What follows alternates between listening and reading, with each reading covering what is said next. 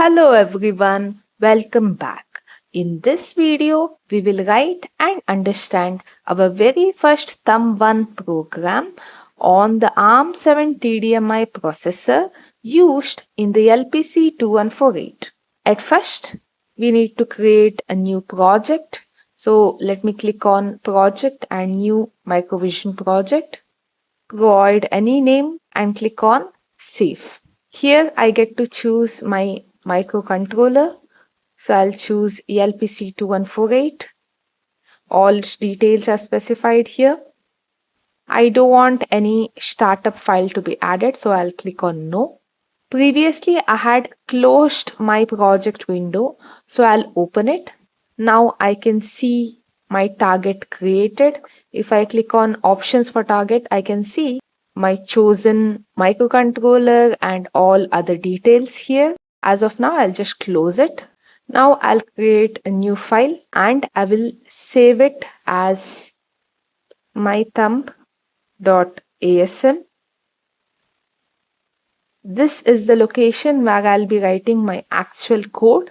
You can do this later also, but I'll add this .asm file to this particular project. Now let me start writing my actual code. The very first thing we notice is area. The area directive creates a section in memory. Thumb code is simply the section name. Code tells the assembler that this section contains executable instructions. Read-only means the code cannot be modified while executing. ARM directive. This tells the assembler to assemble the following instructions as 32-bit ARM instructions. Remember an important fact. The ARM7 TDMI processor always starts execution in ARM mode after reset. Entry point. This tells the linker where program execution begins. Execution starts from the very first label that appears after the entry assembler directive. LDR R0, equal to thumb start. This instruction loads the address of the label thumb start into register R0.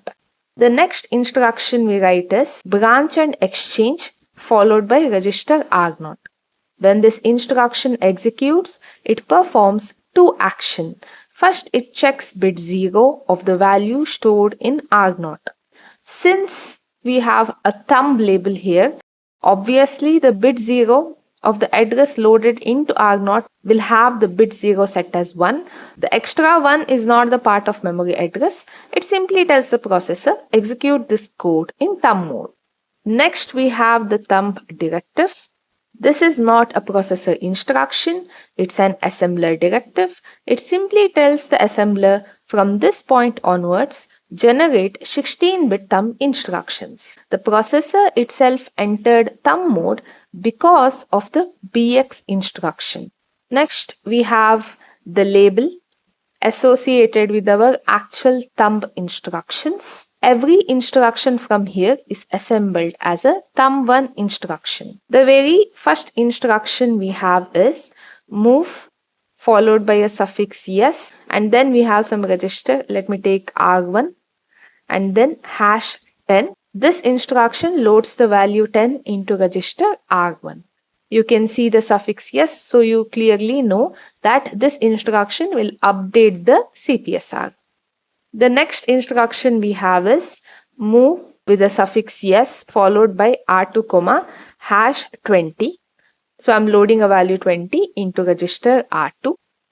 And next I'm performing addition between R1 and R2 and storing the result in register R3. Okay, you can see that all the registers here are low registers, because of which the 3 operand concept can be used. Since we are using a suffix yes here, this addition will also update the CPSR. Next, I will use subtract with carry followed by R3, R2.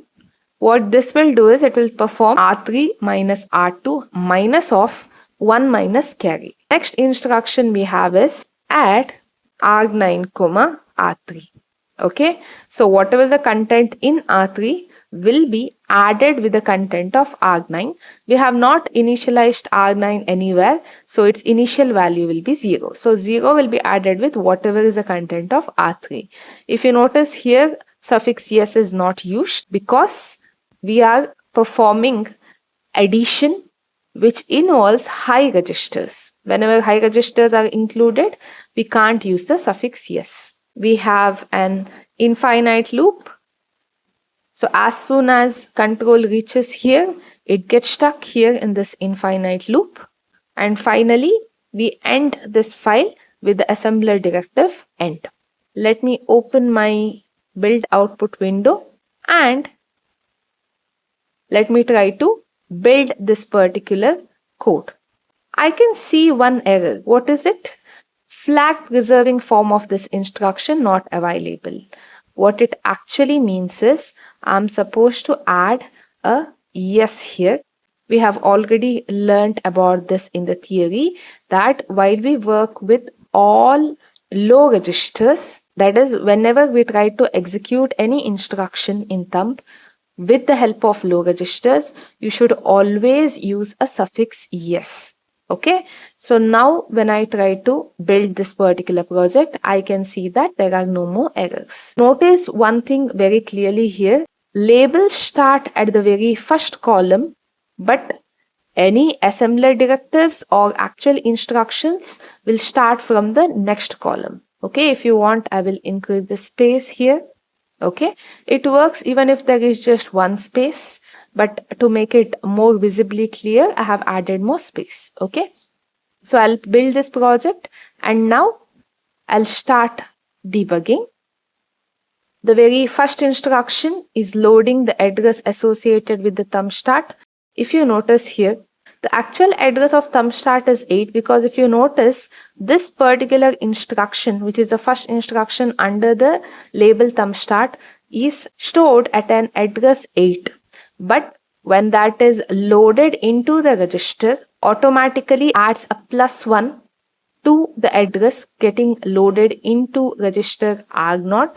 Because of this thumb directive, which clearly indicates that all these instructions are to be executed in the thumb mode. In the next instruction, that is branch and exchange, we need to jump to this particular location. Along with that, in the CPSR, the T bit here is set as 1 to indicate that ARM should now execute in thumb mode. Okay. One thing you should know is the jump happens to actual address itself. This updation of the last bit as 1 here happens only to indicate the processor should start executing in thumb mode. So the very first instruction stores the value 10, which is A in hexadecimal. Then value 20 is stored in R2, which is 14 in hexadecimal, and actual addition happens here, which results in the value 1E. And then we are performing subtract with carry. In the previous case, carry was 0, because of which we obtained R3 minus R2 minus 1, which resulted in the answer 9 and updation of the CPSR. Next, we are performing addition. That is nothing but R9 plus R3, and the result is 9, which is now stored in R9. And then we branch to an infinite loop. This small program introduces the most fundamental Thumb-1 concepts you will use in every future ARM7 program. That's all about this code.